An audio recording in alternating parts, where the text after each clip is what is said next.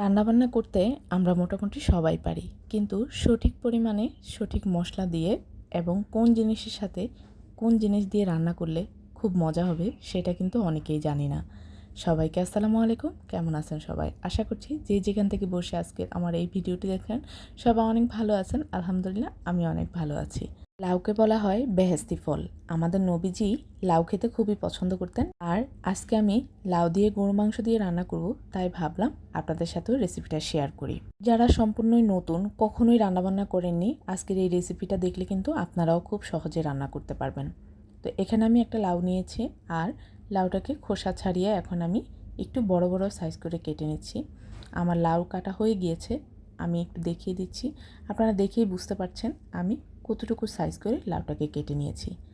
এখন আমি চুলায় একটা পাতিল বসিয়ে দিয়ে চুলার জাল লো মিডিয়াম হিটে রেখে আমি হাফ কাপ পরিমাণ তেল দিয়েছি। হাফ কাপ পরিমাণ দিয়ে দিচ্ছি পেঁয়াজ কুচি। ভালোভাবে একটু নেড়েচেড়ে মিশিয়ে নিব। 2-3টা তেজপাতা মাঝখান দিয়ে ফালি করে দিয়ে আবারও একটু নেড়েচেড়ে নিলাম। 1 চামচ পরিমাণ আদা বাটা, 1 চামচ পরিমাণ রসুন বাটা দিলাম। এখন আমি লবঙ্গ এবং এলাচ পেস্ট করা হাফ চামচ পরিমাণ দিয়ে দিচ্ছি।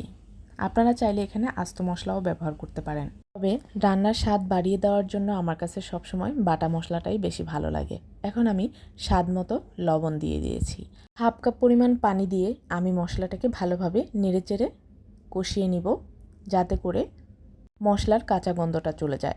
এখন আমি অ্যাড করে দিচ্ছি 1 চামচ পরিমাণ হলুদ গুঁড়া, 1 চামচ পরিমাণ ধনিয়া গুঁড়া, 1 চামচ পরিমাণ ভাজা জিরার গুঁড়া, হাফ চামচের চেয়েও কম অ্যাড করে দিচ্ছি দারচিনি গুঁড়া, হাফ চামচ পরিমাণ গোলমরিচের গুঁড়া এবং হাফ চামচ পরিমাণ মরিচের গুঁড়া। যেহেতু আমি গোলমরিচের গুঁড়াটা ব্যবহার করেছি, তাই আমি মরিচের পরিমাণটা একটু কম দিয়েছি। ঝালের পরিমাণটা আপনারা আপনাদের স্বাদের উপর নির্ভর করে দিবেন। এখন আমি অ্যাড করে দিচ্ছি গরুর মাংস। এখানে আমি হাফ কিলোর চেয়েও একটু বেশি পরিমাণে গরুর মাংস নিয়েছি, আপনারা চাইলে কম বেশি করে নিতে পারেন। ভালোভাবে মাংসটাকে কষিয়ে আমি 1 কাপ পরিমাণ গরম পানি দিয়ে দিব। ভালোভাবে আবারও নেড়েচেড়ে ঢেকে দিব মাংসটা কষে আসার জন্য। আপনারা সবসময় খেয়াল রাখবেন রান্নায় গরম পানি ব্যবহার করতে, তাতে করে রান্নার স্বাদটা ভালো হয়।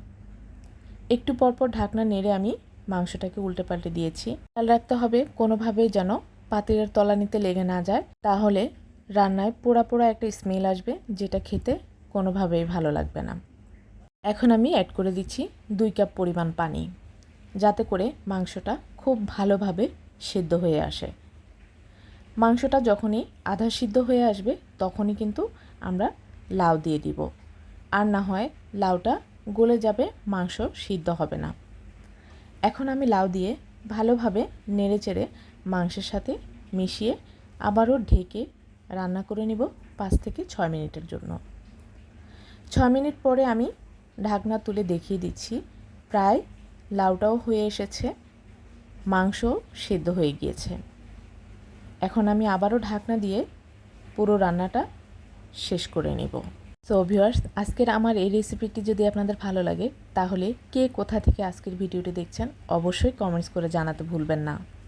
আগের ভিডিওতে মোস্তাইন বিল্লাহ তানজিল লিখেছেন সাভার থেকে আন্টি, জান আফরোজ লিখেছেন ইয়াম্মি রেসিপি নোয়াখালী থেকে দেখছি আপু, এবং মাসুমা সুমি লিখেছেন বসুন্ধরা আবাসিক এলাকা থেকে। আপনাদের সবাইকে অসংখ্য ধন্যবাদ। আপনাদের এই কমেন্টসগুলো আমার কাজ করার স্পৃহাটাকে আরও 1 গুণ বাড়িয়ে তুলবে। তো ভিউয়ার্স, আজকের এই রেসিপিটি যদি আপনাদের ভালো লাগে, যারা ফেসবুক পেজ থেকে দেখছেন প্লিজ আমার পেজটিতে লাইক ও ফলো দিয়ে কমেন্টস করে জানাবেন রেসিপিটি কেমন হয়েছে। আর যারা ইউটিউব চ্যানেল থেকে দেখছেন প্লিজ আমার চ্যানেলটি সাবস্ক্রাইব করে পাশে থাকা বেল আইকনটি ক্লিক করে রাখবেন, এমন আরও সহজ সহজ রেসিপি পাওয়ার জন্য। আমার রান্না করা হয়ে গিয়েছে, আপনারা চাইলে এই রেসিপিটা বাসায় একবার হলেও ট্রাই করে দেখতে পারেন। সবাই ভালো থাকবেন, সুস্থ থাকবেন। আজ এখানেই বিদায় নিচ্ছি। আল্লাহ হাফেজ।